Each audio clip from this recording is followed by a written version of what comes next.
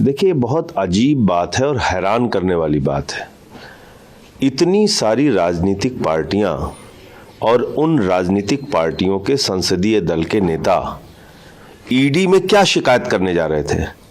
दुनिया के सबसे बड़े घोटाले की शिकायत करने जा रहे थे। अडानी के महा घोटाले की शिकायत करने जा रहे थे। आप सोचिए कि जब देश के सांसदों को जो 150-200 की संख्या में जा रहे थे ईडी ऑफिस शिकायत करने के लिए, उनको शिकायत करने की इजाजत नहीं है, तो समझ सकते हैं कि मोदी जी की सरकार किस तरह से अडानी को बचाने पे लगी हुई है। और जो मैं नारा लगा रहा हूं कि मोदी अडानी भाई भाई देश बेच के खाई मलाई, वो तो इस घटना से साबित होता है। ईडी में भारतीय जनता पार्टी का कोई वार्ड अध्यक्ष भी जाके शिकायत कर सकता है। सीबीआई में भारतीय जनता पार्टी का कोई विधायक या कोई वार्ड का मेंबर भी जाके शिकायत कर सकता है। लेकिन इतने सारी राजनीतिक पार्टियों के नेता जा रहे थे, उनको अलाउ नहीं किया गया। इसका मतलब नरेंद्र मोदी जी की पूरी सरकार भ्रष्टाचार में लिप्त है और वो एक महा घोटालेबाज को बचाना चाहती है। तो यही सबको दिख रहा है, पूरे देश को दिख रहा है कि किस तरीके से मोदी जी चट्टान की तरह अपने भाई अडानी के घोटाले के साथ खड़े हैं। जेपीसी की मांग अभी भी है। जेपीसी, देखिए, जांच एजेंसियों को अपना काम करना चाहिए। सेबी हो, सीबीआई हो, ईडी हो, इनकम टैक्स डिपार्टमेंट हो, इन सबको अपना काम करना चाहिए।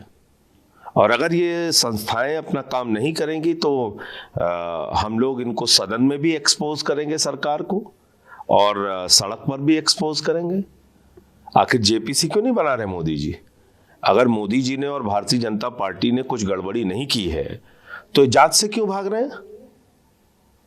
भाई, दूसरी पार्टियों को ये पूछते हैं जांच से क्यों भाग, अरे भाई आप क्यों भाग रहे हैं? इतना बड़ा महा घोटाला हुआ, मॉरिशस में एक पते पे 6 कंपनी खोल के 42,000 करोड़ रुपए अडानी की कंपनी में लगाया गया, जिनकी आमदनी का कोई जरिया नहीं उन कंपनियों के माध्यम से। तो ये घोटाला नहीं है?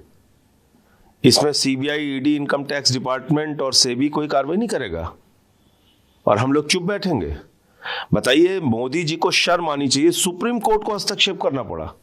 सुप्रीम कोर्ट कमेटी बना सकता है तो मोदी जी क्यों नहीं बना सकते?